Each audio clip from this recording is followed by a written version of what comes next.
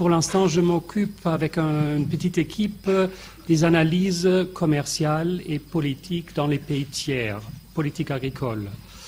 Et je voudrais d'abord remercier les organisateurs du projet LASCO pour avoir invité Monsieur le commissaire Dacian Ciolos à participer à cette table ronde sur la sécurité alimentaire.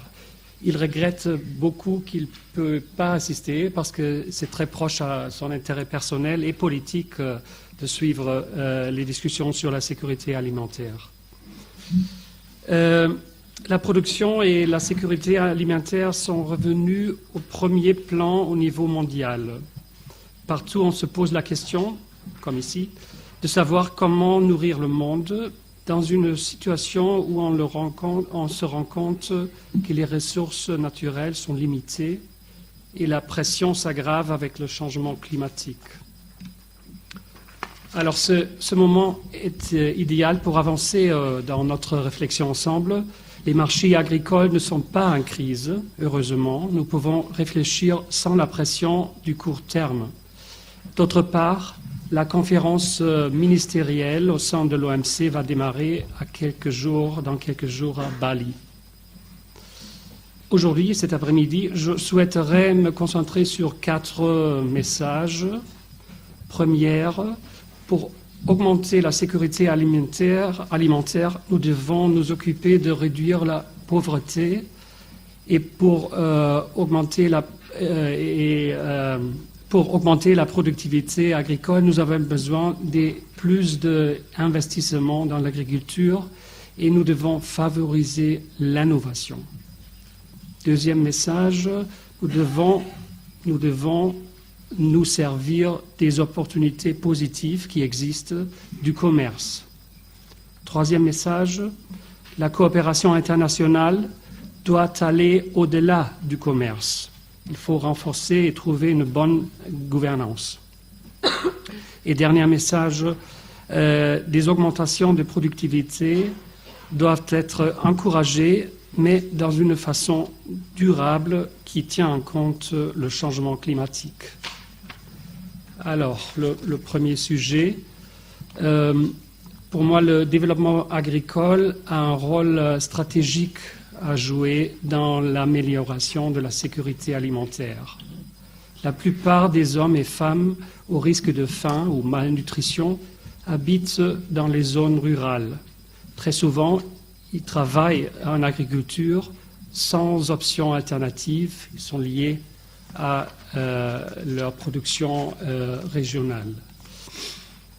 L'agriculture a besoin de plus d'investissements, notamment dans les pays les moins développés.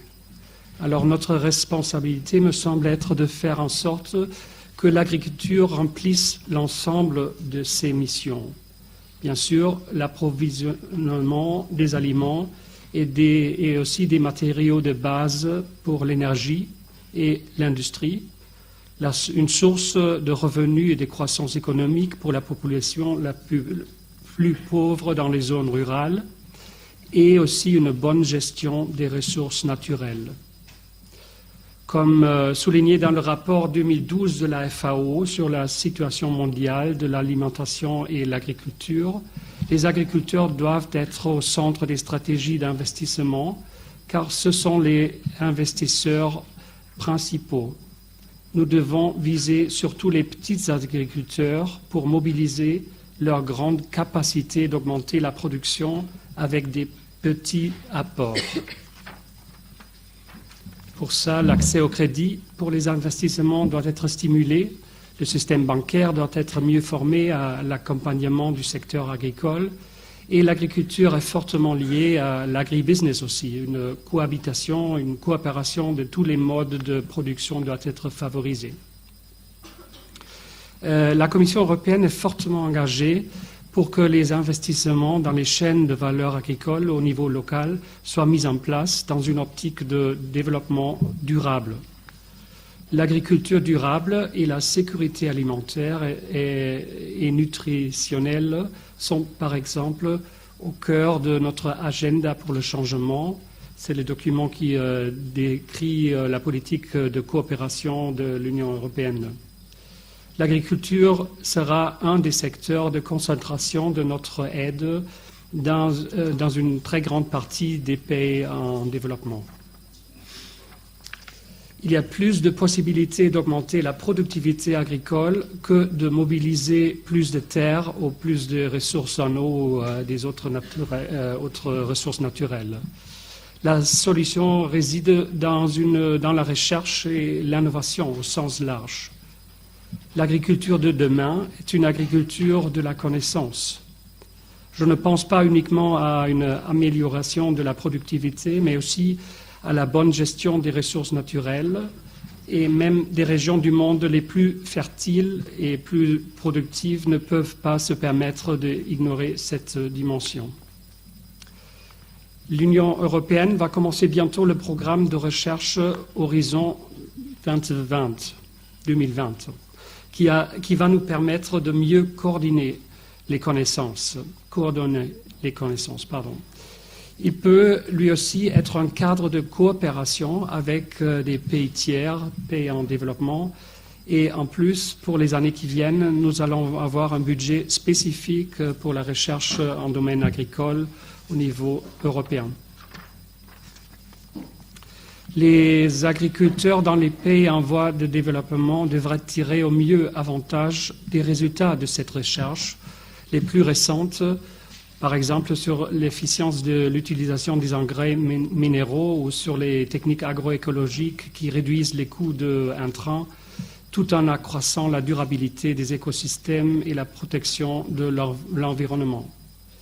Il est très important de travailler sur la diffusion des connaissances pour que les bonnes idées des chercheurs ne restent pas dans les revues d'experts, mais qu'elles soient utilisées sur le terrain. Ça, c'est une priorité aussi pour notre activité de recherche dans le futur. Et nous devons, avec la politique de développement, donner les moyens aux plus défavorisés dans les zones rurales pour permettre qu'ils accèdent à ces connaissances.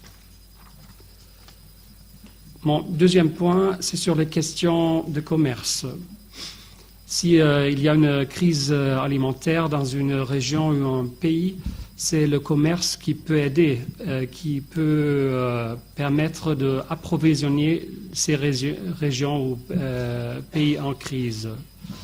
Bien sûr, c'est possible seulement si les régions sont accessibles, si elles sont suffisamment intégrées dans le système de commerce et si le commerce international n'est pas perturbé par des actions, notamment par les grands acteurs privés ou publics en domaine agricole. Pour que toutes les parties bénéficient des avantages du commerce et de l'ouverture des marchés internationaux, l'Union européenne est en train de négocier des accords commerciaux en bilatéral, par exemple avec le Canada, on en a parlé, des États-Unis, le Japon, mais aussi avec beaucoup des pays en voie de développement, tant au niveau des tarifs qu'au niveau des barrières non tarifaires. En même temps, l'Europe attache beaucoup d'importance aux négociations multilatérales au sein de l'OMC. La 9e conférence ministérielle sera ouverte la semaine prochaine à Bali. Après une longue période de blocage, on attend une nouvelle dynamique de cette conférence. Suivant le débat lancé par des pays en développement, l'Inde, l'Indonésie par exemple, une solution permanente pour les règles sur la sécurité alimentaire devrait être un des éléments essentiels des négociations après cette conférence. Au-delà de son effet à la sécurité alimentaire, le commerce peut offrir aussi des opportunités intéressantes pour les revenus. La production agroalimentaire et le commerce peuvent être des moteurs de la croissance, en particulier dans les zones rurales. Des efforts sont nécessaires pour soutenir surtout les petits agriculteurs, particulièrement aussi les femmes, et les aider à s'intégrer dans les chaînes de valeur compétitives. Le marché européen est entièrement ouvert aux producteurs dans les pays en développement les plus pauvres. Ils doivent profiter pleinement du accès au marché européen et sa diversité. Il est cependant important d'adapter aussi les produits aux niches de marché, trouver le bon marché en Europe et de se concentrer sur la qualité des aliments produits pour respecter les normes sanitaires et phytosanitaires de l'Union européenne, ainsi que certaines normes privées. En plus, les accords européens de partenariat, les EPA, peuvent être un outil très puissant pour soutenir l'intégration régionale et de développement économique dans les pays partenaires. Un troisième message, c'est un message d'encouragement de la bonne gouvernance et de la coopération internationale au-delà des questions commerciales. La flambée des prix, du prix des denrées alimentaires sur les marchés mondiaux en 2007-2008 nous a obligés à repenser la sécurité alimentaire mondiale. C'est les chefs d'État du groupe 8, G8, les plus puissants pays économiques, qui ont lancé un partenariat mondial sur l'agriculture, la sécurité alimentaire et l'alimentation. Et les G20 a lancé un plan d'action et en plus au sein des Nations Unies, une multitude d'actions ont été lancées. Aussi, le Comité de la sécurité alimentaire mondiale a été réformé pour qu'il devienne l'institution pivot de la coordination des initiatives en matière de sécurité alimentaire au niveau mondial. Pour moi, un bon exemple de la coopération internationale, c'est le système AMIS, un système d'information des marchés agricoles établi à la FAO à Rome. Beaucoup d'observateurs économiques et politiques ont dit que ce système a permis d'éviter une nouvelle crise alimentaire l'année passée, après la sécheresse en États-Unis. La transparence des marchés était suffisant pour freiner des actions de panique par le secteur privé ou par des gouvernements. La suite naturelle de ce système AMIS devrait être une réflexion plus profonde sur les stocks de crise. Certains pays en développement semblent combiner les stocks de crise avec des instruments de gestion des marchés.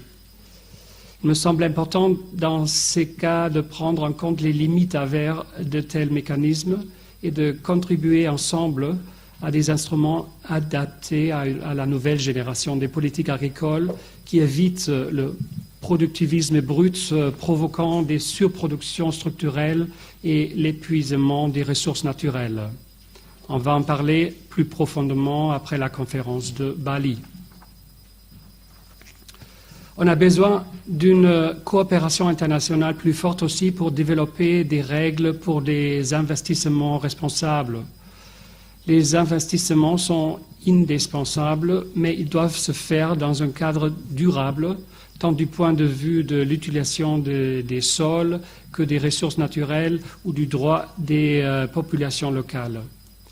Au sein des organisations internationales, notamment la FAO encore, l'Union européenne a contribué à élaborer et renforcer des lignes directrices sur ce sujet. La bonne gouvernance est un élément clé aussi pour structurer les marchés locaux et régionaux, pour profiter des opportunités du commerce, mais surtout pour améliorer les capacités de revenus, inclus des productions agricoles durables dans les zones fragiles.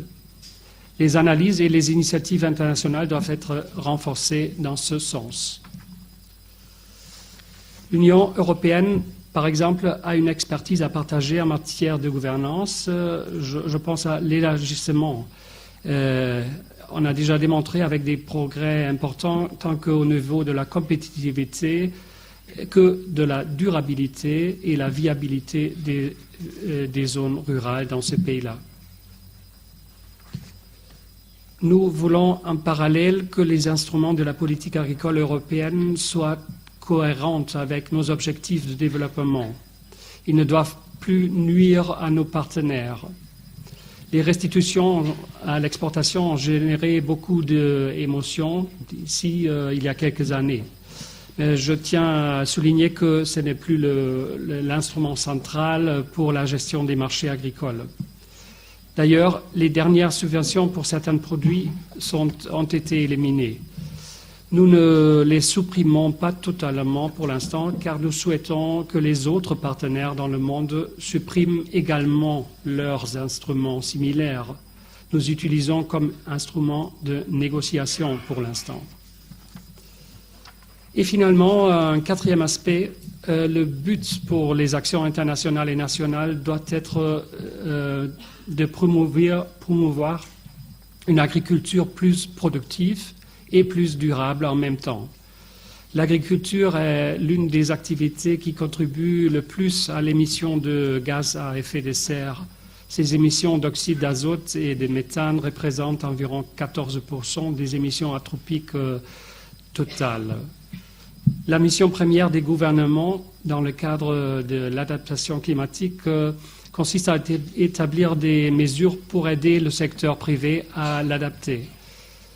Les politiques de l'eau et celles portant sur la gestion des terres sont les plus importantes, à mon avis.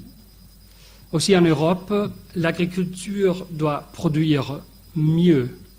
C'est le sens de la plus récente réforme de la PAC, de la politique agricole commune, qui prévoit d'orienter 30% des actuels paiements directs vers le respect par les agriculteurs des pratiques durables.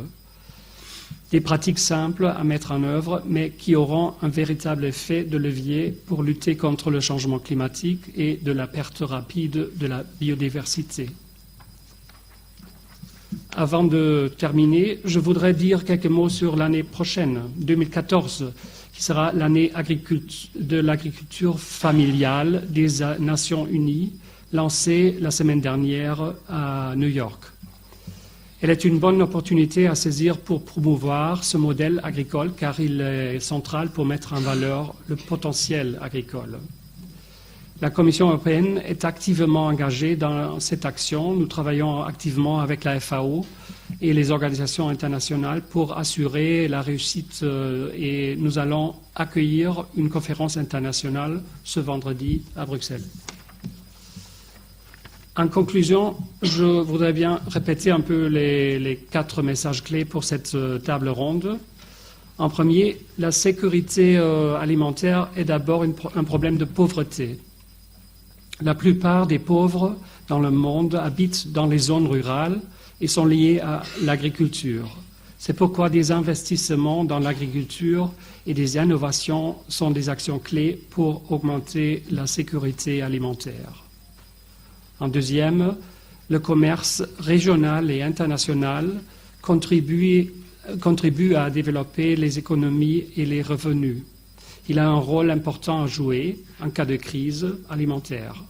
Mais il a aussi besoin d'un cadre réglementaire qui permet les plus fragiles d'en profiter. Troisième, la coopération internationale doit être développée au-delà du commerce et on va en parler d'une initiative du projet LASCO, si j'ai bien compris, plus tard. Et finalement, la coopération internationale, elle est particulièrement nécessaire pour encourager et renforcer une production durable et trouver une réponse au changement climatique. Merci beaucoup.